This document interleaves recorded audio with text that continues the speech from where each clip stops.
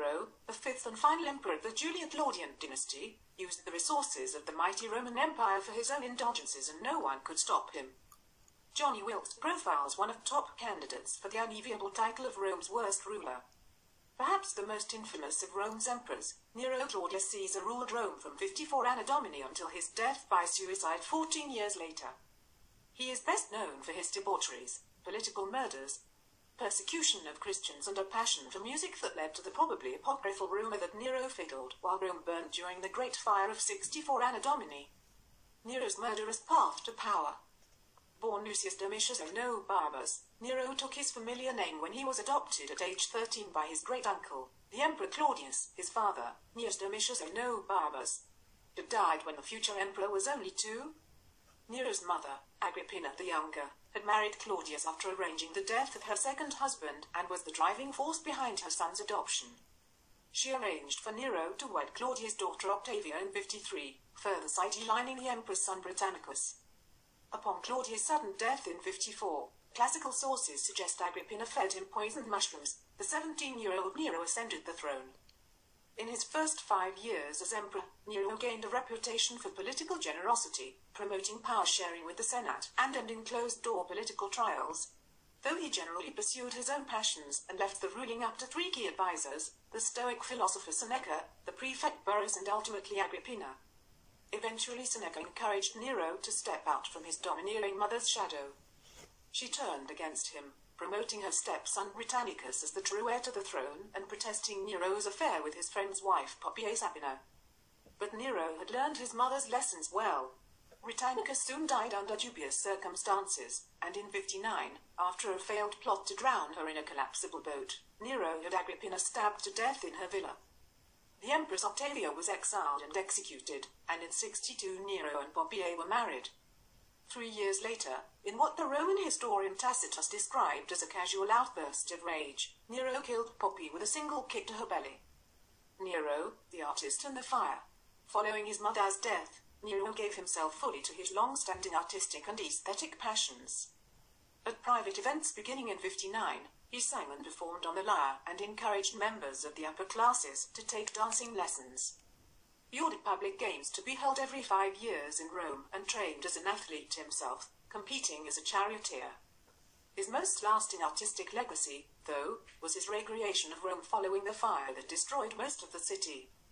Early in the morning of June the 19th, 64, a blaze broke out in the shops around the Circus Maximus, and quickly spread throughout the city. Over the next 9 days, 3 of Rome's 14 districts were destroyed, and an additional 7 were severely damaged. Several classical sources placed Nero on the roof of his palace during the fire, dressed in stage garb and singing from the Greek epic The Sack of Ilium. Rumors quickly circulated that the emperor had started the fire to clear land for an expanded palace complex on the Palatine Hill. Whatever responsibility he actually bore for the disaster, Nero deflected attention by blaming members of the fledgling Christian religion for the fire. He ordered all manner of creative and brutal persecutions. Some were condemned to be dressed in animal skins and torn apart by dogs, while others were burned to death in nighttime pyres that provided light for the emperor's garden parties. Nero exhausted the Roman treasury rebuilding the city around his 100-acre Domisoria Palace complex. At its center, he commissioned a 100-foot silver bronze statue of himself, the Colossus Neronis. Nero's decline and fall. By the final years of Nero's rule, the Roman Empire was under great strain.